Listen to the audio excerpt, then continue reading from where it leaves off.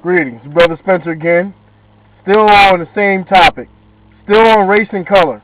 Another religious myth buster, and hopefully I'll deal with two in one time, in one sitting. And we're going over Genesis 10 now. Now, we went over Cush, and we went over the Tower of Babel and Nimrod, and how that kingdom and that era lasted thousands of years.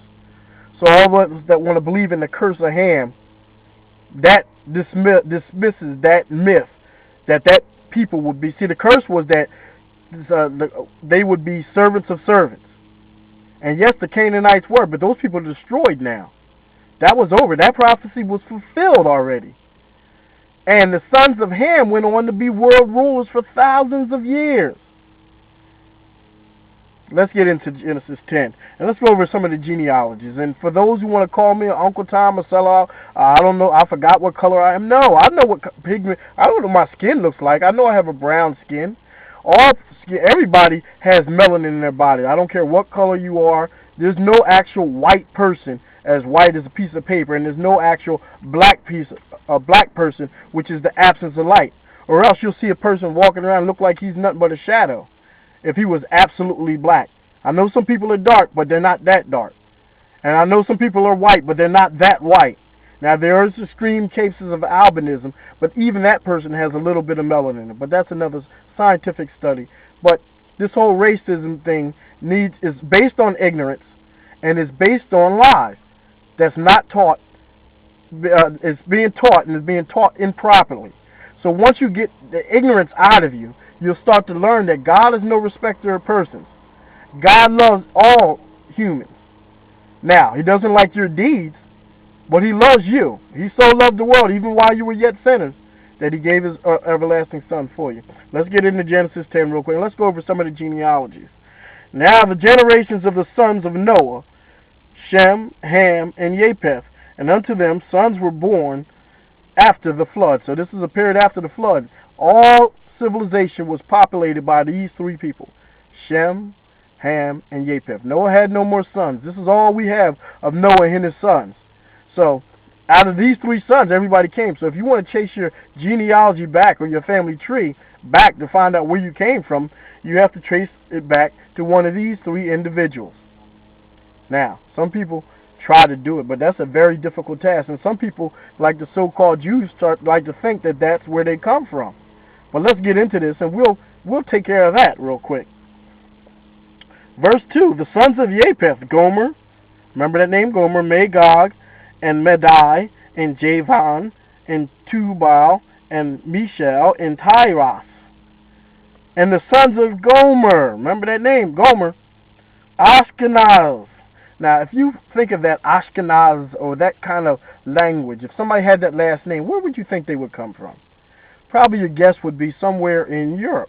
Maybe Germany, maybe up there in the UK, up in the area, that European area.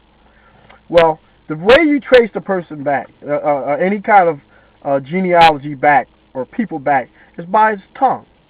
Now, if you trace this Ashkenaz, look it up in Google, and these Ashkenaz people, that people did exist. Trace that back in Google, or wherever source you want to go to, and you find the tongue of these people was Yiddish. Who speaks Yiddish? The so-called Jews. Those people over there in that racist, colonist, Zionist movement over there in what they call the nation of Israel, but which is really Palestine, is their land. That movement over there that was sent over there by the United States, that false nation of Israel, those people call themselves Jews. They're not Jews. I'm saying it right here, and I'll debate any theologian, any genealogist, anybody I'll debate, any religious liar and racist, I'll debate you on that. You're not Jews. Who you are is these people here. You're the Ashkenaz, and they were nomads that roamed, and they went far down into Africa, and they tried to conquer some land over there, but were driven out by the Ninevites. Go and study that. Go into that. That's a different topic. But these people did exist, and their native language was Yiddish. Those people that call themselves Jews now some of them still speak Yiddish. But they picked up the language. They got the scriptures, and they picked up the language from the natives that were there in what you call Africa now, And they try to say, well, these chosen people are us. But they were liars. And they're still liars today. And it's a racist movement over there in Israel. And I don't support any of them. They're racist, and they're not Jews, and they're the synagogue of Satan, just like Revelation tells. But let's go on. I'm going to skip down to verse 5 for the lack of time. I don't want to go over more of the names. The sons of Javan.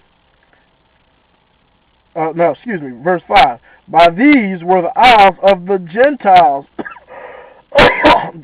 divided in their lands. Wait a minute. Everyone after his tongue. That just reiterates what I'm saying. You saying that I'm just coming up with a theory, but I just proved in 2 places where God divided everything by tongues. That's how people were divided, not by skin color.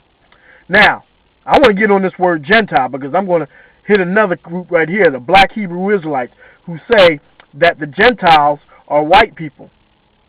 That's not actually true. That could be. You could be Gentiles. And I want to get on some of the so-called preachers out there that say the Gentiles are us because we're not Israelites, because they follow the same racist doctrine that was taught to them from slavery, and they don't know any better. But the Gentiles here was described as coming from Japheth, and the isles of the Gentiles was divided. Now, it just so happens that these people dwelt up mostly in what you call now is Europe, even though Europe's not a continent, but in Upper Asia, where these people really dwelt. So, people, it's like Darwin associated that with Europeans. And they associate Gentiles with Europeans based on that. But the Gentiles are people that descended from Japheth. And if you go back to Ashkenaz and those so-called Jews, that's not from Shem.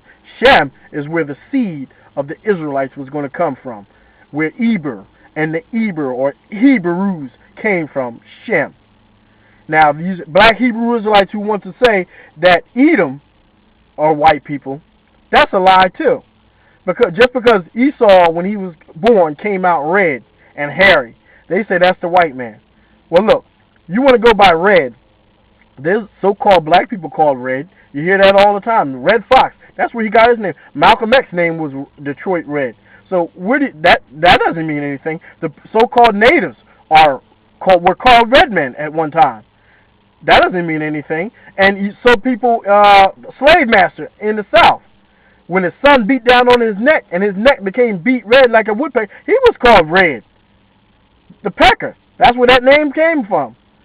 The woodpecker or peckerwood. That's where that name came from. So that covers a vast majority of so-called classifications that you give as being red. So Esau coming out red doesn't mean he's white. So that dismays that theory. But write in. If you have any arguments, criticism, I'm sure you do, write in. Let's reason together. Let's go over that. Let's reason together in the scriptures. But just don't say, I don't know what I'm talking about. I'm a racist. I'm a Quatan. Bring some information. I'm giving you information. Can't you do the same to me? Show me references. I'll tussle with you in the Bible. Get your best. Get your champion like John MacArthur, Hank Hanegraaff, Woodrow Kroll, even R.C. Sproul. Get them. If they want to battle me on this, on Genesis 10, I'll do it. I'll do it plain. You know what? I'll save up my vacation money and I'll come to where you at and I'll debate you on your territory and I'll prove you don't know what you're talking about. God bless you. All I'm trying to do is shed a little more knowledge and open up your minds into the scriptures. Hopefully some of you won't become blinded, and hopefully you'll put down that racist doctrine you have. God bless you, and I'll be back with another session of Religious Mythbusters. God bless.